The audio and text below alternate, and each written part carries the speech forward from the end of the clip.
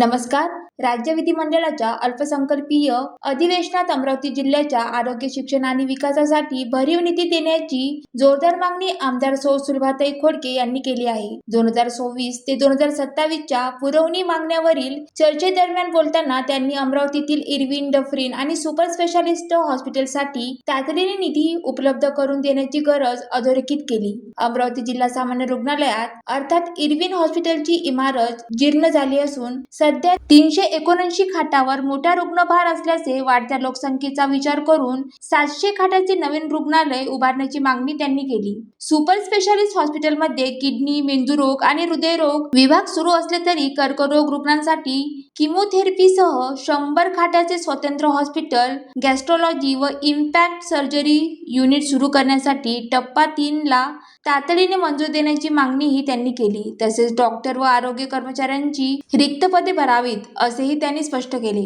Dufferin परिसरातील शासकीय वैद्यकीय महाविद्यालयीन सार्वजनिक आरोग्य विभागाकडेच ठेवावे. तसेच जिल्हा स्त्री रुग्णालयात 200 खाटाच्या नव्या इमारतीत तज्ज्ञ डॉक्टरांची नियुक्ती करून NICU सेवा सुरू करण्यात अशी मागणी त्यांनी सभागृहात मांडली. धारणी मेळघाट भागातील कुपोषण, डॉक्टरांची कमतरता आणि ॲम्ब्युलन्स समस्याकडे शासनाने लक्ष वेधत वैद्यकीय अधिकाऱ्यांनी मुख्यालयी राहणे बंधनकारक करावे अशी सूचनाही त्यांनी केली. उच्च व तंत्र शिक्षण क्षेत्रात अमरावतीच्या शासकीय अभियांत्रिकी महाविद्यालयात उभारण्यात येणाऱ्या CIIT प्रकल्पासाठी शासनाच्या वाट्याने 35 कोटी रुपये मंजूर करावेत अशी ठाम मागणी करत या केंद्राला माजी उपमुख्यमंत्री अजित पवार यांचे नाव देण्याचाही प्रस्ताव त्यांनी मांडला. यासोबतच अमरावती जिल्हा नियोजन समितीचा वार्षिक आराखडा वाढवून 1000 कोटी रुपयाचा करावा. तसेच सुपर स्पेशालिस्ट हॉस्पिटलमधील शिवभोजन केंद्राची थकीत देयके तातडीने अदा करावीत अशी मागणीही त्यांनी केली. रुपाली खडसे, ज्वालादीप न्यूज,